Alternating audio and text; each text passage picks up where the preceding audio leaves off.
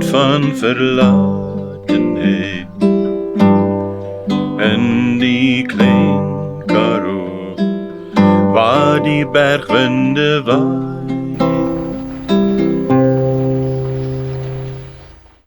God's context in which He puts things is all together, you know. I mean, I've got this flower that is growing somewhere, but I create a green structure, I create a setting, and I put that flower in the setting as one red flower against a whole green background. Like, it's amazing. It strikes you. It's beautiful. It's amazing. You know, sometimes you can have a flower growing there. It's beautiful. When you pick it and you got it in your hand, it doesn't look the same as there where it was in its setting. It's just right. God didn't just make things separate from one another. He integrated. And the way it's integrated is so complex.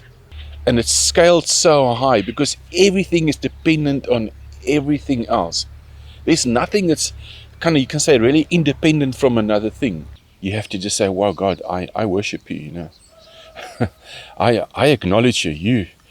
Wow, you really are great. You're astounding. You're way more astounding than I ever could imagine or even could put together. You're just way beyond my understanding. So, you know, God said in the beginning, He created the greater light and the lesser lights for times and seasons, you know. And He wants our experience to be part of it. When you live separate from the land, you're not that aware of times and seasons. But when you live here on the land, you're very much part of it. And it teaches something. You got a window of opportunity, but that's it. Let's say you plant pumpkins, you know, you're planting pumpkins. You know, it's a certain time you can plant. The earlier you plant, the greater your chance of success. You got more moisture left in the soil, and you got less insect damage earlier in the season. The late season is when you start getting all your insect damage. So if you're late, you're going to be punished. You got to try and get it sort of early enough, but not too early so the frost hits them. So you're playing with these things to get it just right. But in your lifetime, if you're a man who gets quite old, you basically have 40 times in your life to try that out. Then your life's over. You did it this year. You see, well, you're going to adjust some things. Next year, you're going to do it like that. And then, you know, every year you adjust the way you do things. It doesn't matter what you're planting. You know, in a farmer, you're thinking, how can I improve this? But you don't get that chance every day. You get that chance once a season. And that's, you know, if there's no rain, then all of a sudden it messes all your plans up because now you've got to do it later. Everything runs in seasons. And here's the wonder of God, you know. I mean, I don't know if you ever thought about it, but I sowed ryegrass here once. And now the ryegrass just comes up in the late autumn. If we get some nice rains, it comes up. Now the miracle is, you know, that tiny little seed, that little ryegrass seed, it's programmed for the seasons. Perfectly programmed. It can fall on the ground. It doesn't matter how much it rains. That little seed, it won't germinate because it doesn't like to grow in the heat. It likes to grow in the cold. It's built into that seed the know-how to know that doesn't matter how wet it is, how much it kind of swells from the moisture, it mustn't germinate. It must just wait, you know. It can measure the temperature because it knows it's cold or it knows it's hot. And it can measure the moisture because once it starts, it can't kind of go back, say, oops, I made a mistake, you know. It's got to go. Once it puts out this little root and it starts growing. This is it. Now it's forward, you know what I mean? If it gets hard along the way, it's a tough life. So all that information is built into that tiny little seed. We talk about seasons. How specific God is. And it's chemically a chemical brain built into every seed to know what to be, to know when to be, and to know when not to be, you know. It knows everything. Isn't it astounding? It's all in there. It knows exactly what to be. So every year we have spring and then we have summer. Spring's the nicest time of the year. Summer is like you bathe through it because it really gets hot, especially in January, February. And then comes the autumn. Autumn is a beautiful time. It's beautiful. The temperature's lovely. It's nice to be outside, you know. And then comes winter. It's unpleasant, but that's a cycle you're going through. We are so out of touch with this creation in which we live. We've created our own, separate life away from this, an artificial life of New Year and Christmas. That's the way we're living. We're not aware that we're living in this kind of thing. So we read in the New Testament, it says, in due time, Christ died for the ungodly. Amidst all these planets that are flying and amidst all these things, at the exact time, Christ died for the ungodly. Now, that timing is so specific. In the book of Daniel goes through all his whole, that Daniel calendar everybody speak about. But it's very specific to the day when Jesus gets crucified, Goes all the way down. In the midst of the week, he was cut off, but not for himself.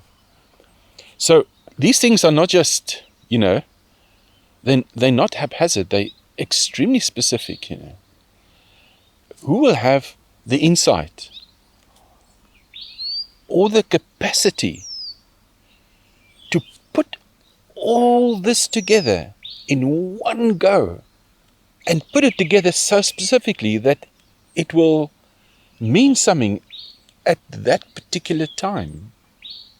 Can you think of all the things that has to work together to get that to work out the way it's working out? It's not just a time of the year, it's spring, it's what the year's going to be like. It's the whole picture all put together in one go, so that you may know that he is God, because his invisible attributes are clearly seen. You can't deny it, God will bring them to account because they refuse to give thanks. They refuse to acknowledge him. It's like, it's evident, but they didn't acknowledge it. So now, God will hold them accountable for what they've seen, and they wouldn't say, well, there it is. They just don't want to see it.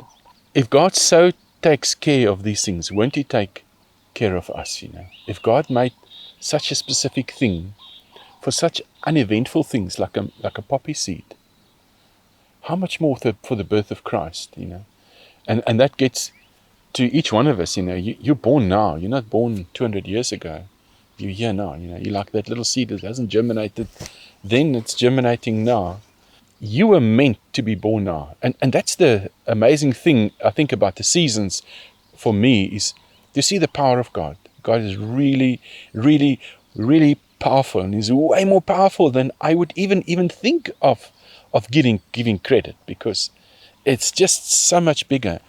And then the events in our lives, the things we stressed about and get so upset about, we miss the bigger picture, God's in charge of this picture, and we can rest assured in his provision. We can rest assured in his wisdom. We can rest assured in the things that he's set in place.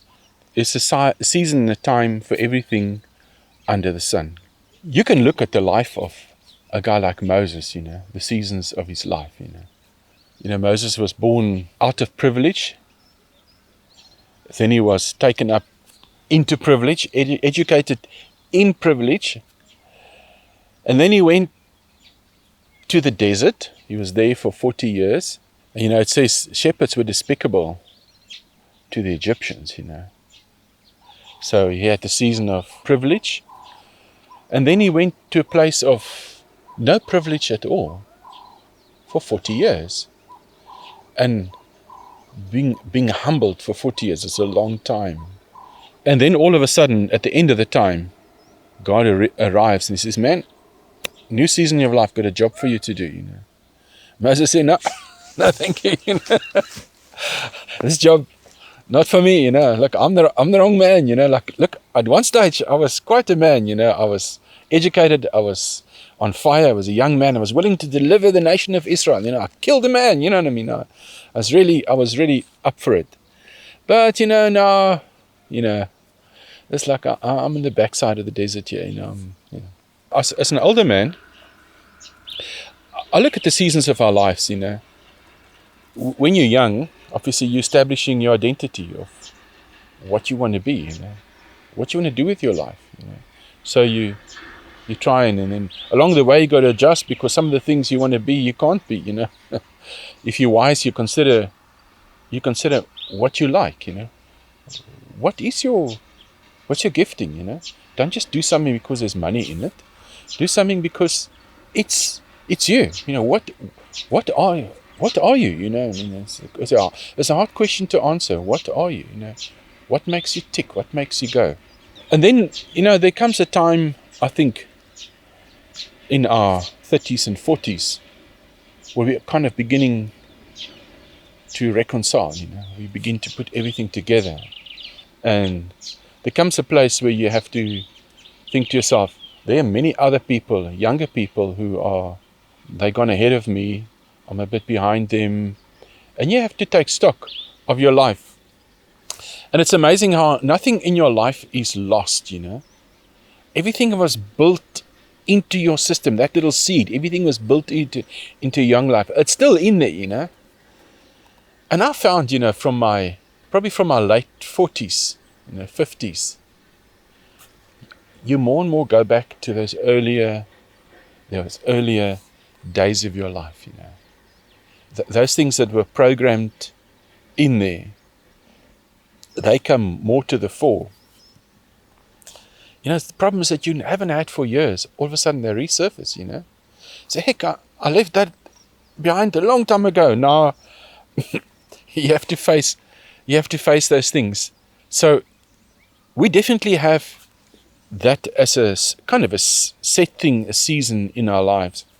Then we have other seasons, and it's not separate from what we notice in nature. You have like 2 dry years, then you got a wet year. You got winter, then you got summer. And sometimes in our lives, we're more fruitful.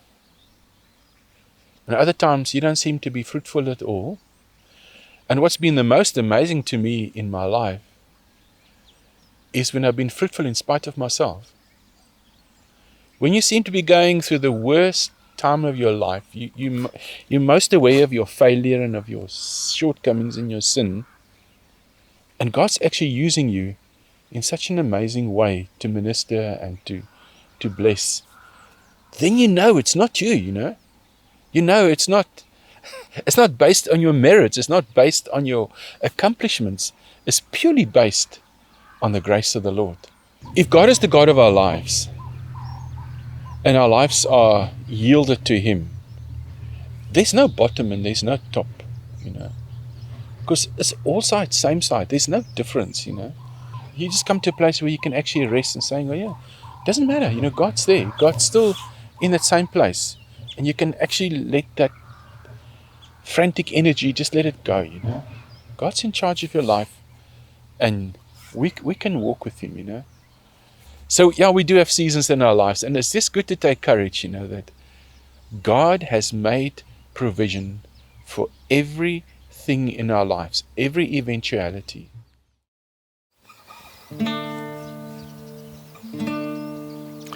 Blessed are the saints, O God, who stay themselves on Thee, who wait for Thy salvation, Lord, shall Thy salvation see. When we in darkness walk, nor feel the heavenly flame, then is the time to trust our God and rest upon His name. Soon shall our doubts and fears subside at His control. His loving kindness shall break through the midnight of the soul. Wait till the shadows flee, wait Thy appointed hour, wait till the bridegroom of Thy soul reveals His love with power. Blessed are the saints of God, who stay themselves on Thee,